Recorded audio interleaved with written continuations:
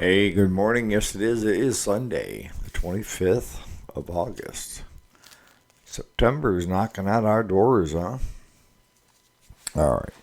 So, what are we going to talk about this morning? I thought we'd kind of bounce around a little bit. You know, where are trade schools, BOCES, shop classes, colleges, and doing update schools, are they worthwhile? So stay tuned.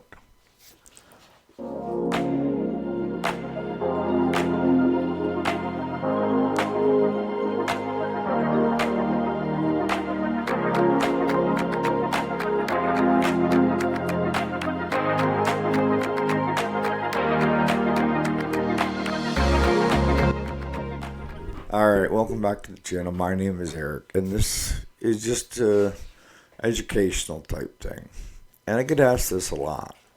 It's kind of like, well, I want to go into mechanics, but I'm not sure whether it be small engine repair, whether it be vehicles. And I get asked, are these schools that you can go to worth going to? And my answer is yes. Even though there's certain things that I kind of disagree with how they're being taught, doesn't mean that they're not good. It's just my view, right? One of you mentioned that school taught you that you should have 100 psi. And I would definitely recommend 100 psi. But the problem is they will run at 60, 70, but not have good performance. They're whipped, right? You get a little higher into the 80s and 90s, and that will give your customer another year, possibly 2 or 3, before tossing it to the curb. And when I see a lot of the, lower PSI, you would think it'd be on the older machines, and it's not. Where I see the issue with PSI going down, and you could do a compression check to get PSI, and you could do a letdown check, leak letdown check, to see what's actually going on with that, right? But if you shoot your bar at 100 psi, now I've seen some shops, some big shops, dealerships, that is their bar. They aren't going to monkey with anything under 100 psi. Because the mindset is we fix it, send it back, and then the customer has issues with it during that year, they're not going to be happy.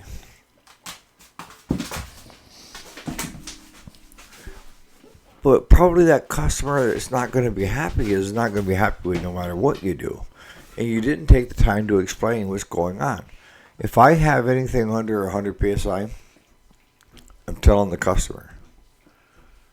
I'm telling them, look, you might get a year, 2 or 3 out of it, or a lifetime.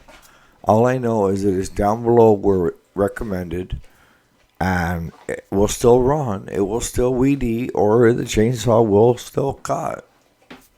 What do you want to do? Especially in this economy, is kind of like, just give it to me and let me see what happens before tossing it into the scrap iron pile. Because nobody is repairing. And when I say nobody's repairing and asking the customer what they want. Because everything is getting cheaper and cheaper and cheaper, all right? But the parts aren't. Replacement parts are not getting cheaper. But the equipment that is coming out on the market is. And then manufacturers have figured out that, hey, we get the most money by having sales, right? It's not in the parts because the Chinese have dominated the parts area. So what can we do about that? Well, we can make our whole goods, chainsaws, weed eaters, generators, lawnmowers, we can make them cheaper so that customers aren't looking at having an engine rebuilt. We used to rebuild a lot of engines. I mean, it was worthwhile because in order to get an engine, you were talking $1,000 new, short block. Some of them were running $800 for a twin through Kohler and Briggs. But the cost of a new engine was around $22 to $25. So it made it feasible. We could knock out an engine rebuild. It take us, Claude or I, take us about half an hour to 45 minutes for the teardown. Teardown's easy. But if you're going to do this, make sure you lay it out on a table like I tell everybody. And set how your parts came apart so you know how they go back together. Once we do the teardown, usually what I'll end up doing is ordering a gasket set or something like that. New rings. If the piston's shot, get the rings and piston set.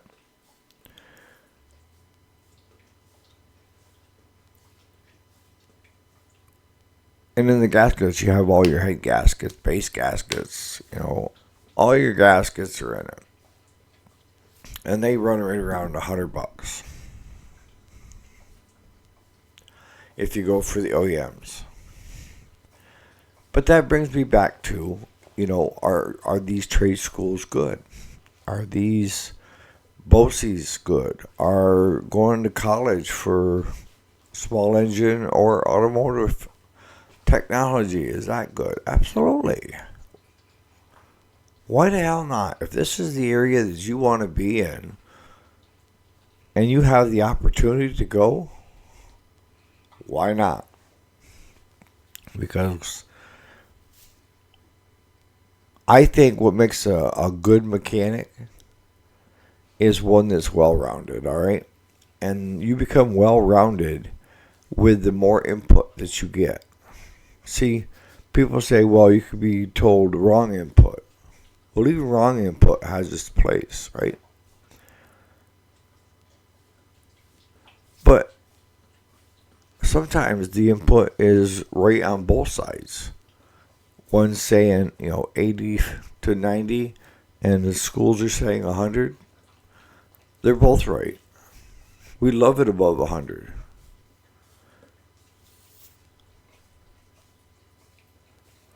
But I think what ends up happening when I say well-rounded is the more mechanics you're able to be around, okay? And they don't have to be master mechanics, just mechanics. And why do I say that? Because it's like nursing school. You can go through a 4-year college, and they do it in 3, and get your LPN within the 2, and then at the end of the 3, get your RN, all right, registered nurse. And with that certificate now from the state says you are a registered nurse, you can go to any hospital, and they'd hire you in a heartbeat. They'd even give you a bonus because nurses are a hot commodity because not too many of them are taking the course anymore because of how difficult it is. And this I learned from my wife, that she worked in New York City at the ERs to Virginia to, and she said you take everything you know and then you throw it out the window. I said, what? Throw it out the window. Because what the book says and what your professor says and what your teacher says doesn't always line up with real life, right? If you go by the book, your patient would be dead because you've wasted too much time doing X, Y, and Z. So she got thrown into that realm of, trying to do it the right way by what she was taught in school.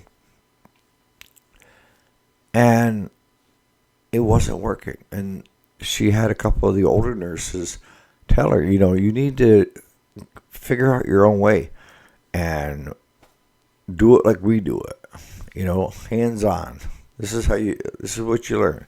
School's important, but now that you're here, the learning starts because you aren't going to have time to be thinking about a bunch of crap. You're going to have to do it instead of thinking about it. And that's kind of like, mechanics. It's not that the school and the trade schools and BOCES and them are wrong or garbage. No, it gives you a grounding point. But when you get tossed out into the real world, you're going to find that a lot of stuff that's taught in the books are few and far between of having those certain cases, right? So if you can work in a shop for a dealership that has 3 or 4 or 5 master mechanics. When I say master, I mean if it's a Briggs school, they've tested out and worked their way up, taken the classes when they were offered, update schools and all that other stuff. And they've been around for a while. They can teach you a lot of valuable information. The old school guys that never were that good in school, but they were great with their hands. And you show them once, they got it. Those people are important to be around because they can tell you why they're doing a certain thing. And they didn't read it from a book. They learned it hands-on. Another mechanic somewhere along the line showed them how to do it. That simple. So, if you take and wrap it all up into a ball, they're all important. I was watching yesterday on TV after I got done baling hay while I was eating dinner, and I come across a station that said boat racing. I hadn't watched boat racing in a long time. This is, out in the ocean, boat racing. But they were the single cylinder or the single outboard class. They weren't the ones that ran the 3 and 4 across the back end of it. They had just the one outboard. And as I was watching them, they were whipping. They were going like crazy, and they had these fins that come down so that actually with the engine was pushing that so fast, it was planing up in the air so that the only thing that would come in contact with the water were these side fins for stability and the actual outboard engine, the lower unit. And it wasn't halfway through watching that they said these were electric outboards. And I'm looking at these outboards and I'm saying they can't be electric. Look at how fast they're going. And just the batteries that they would need. I thought you needed like 50 batteries to run something that heavy. And they called it the E1 class, if you want to look it up. But it's big overseas in Italy and where they have the big races. I mean, I used to go to the local ones they had here on the St. Lawrence. And they were I think up to like a 30 or 40 horse outboard, and they weren't like 8, 10 foot long. And you did a lot of this, but you love the smell of fuel, the exhaust, and when they take off, all the smoke coming off, I don't know if I would have been as thrilled about it as if there was just electric outboards. But that tells us the technology is coming fast. So that takes us back to, you know, if you go into small engine repair, or you go into auto repair, because most of that's computerized, right? That you can't come back to a small engine repair, and I think that's bogus. Yes, you can, because small engine repair now is catching up, leaps and bounds, and it's probably going to leave us older guys in the dirt. Or, I mean, I stay up with technology, so yeah, I download the software and institute it if we had to have it on a certain particular machines. But I got to be able to justify that cost. And sometimes that's hard to do. Like we were talking about John Deere the other day with the right to repair. I can see it in the lawnmowers. Absolutely. But are they going to give them like a patent so that when the patent runs out, after 10 years or 9 years or what have you, that other people have access to that technology? I mean, if they're going to go overseas or outside the country, and they're going to give these countries that aren't friends of ours, access to the technology, why can't you give your farmers and small town mechanics, small engine repair mechanics, the same technology? They work on tractors. We kind of cover both. What do you think? So I'm going to start wrapping this up. The key takeaway from this is the more exposure you have to other mechanics, the better mechanic you're going to be. And you're going to find ways to do it the right way and the wrong way. If you see a mechanic doing a lot of shortcuts, then you need to pay attention, because a lot of times these ones that are willing to do the shortcuts are not fixing, they're toggling. And I don't allow toggling in my shop. If you got an issue, fix the issue. Don't toggle it. And I've seen mechanics where instead of replacing a safety switch, disable the safety switches. Voila, now it runs good. You didn't fix it, and you're not a mechanic, because you just disabled the whole system that keeps the rider safe, right, on the riding lawnmower. And on the E1 boats, I meant to say battery. They're battery operated. The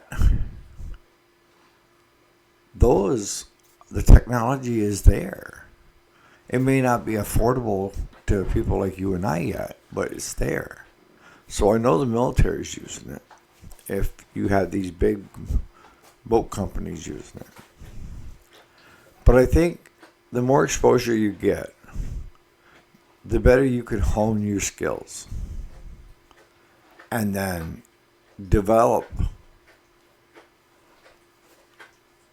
good communication skills, good mechanical skills. Because for a lot of you guys, you're going to be a one-man band, right? That's how a lot of them start, is you're the owner and the mechanic, all right?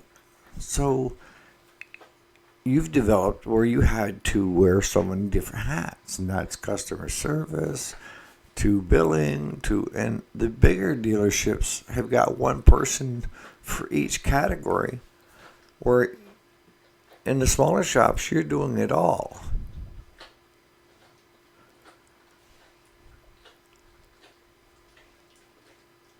It's up to you. How much you want to learn, how good you want to be, and how reputable you want your shop to be. So on that note, you guys have a great Sunday, and we'll see you here bright and early tomorrow morning for the weekday. But no, I'd like to hear what your input is on that, because I think they're all important, and I think sometimes we need to show what not to do by giving examples.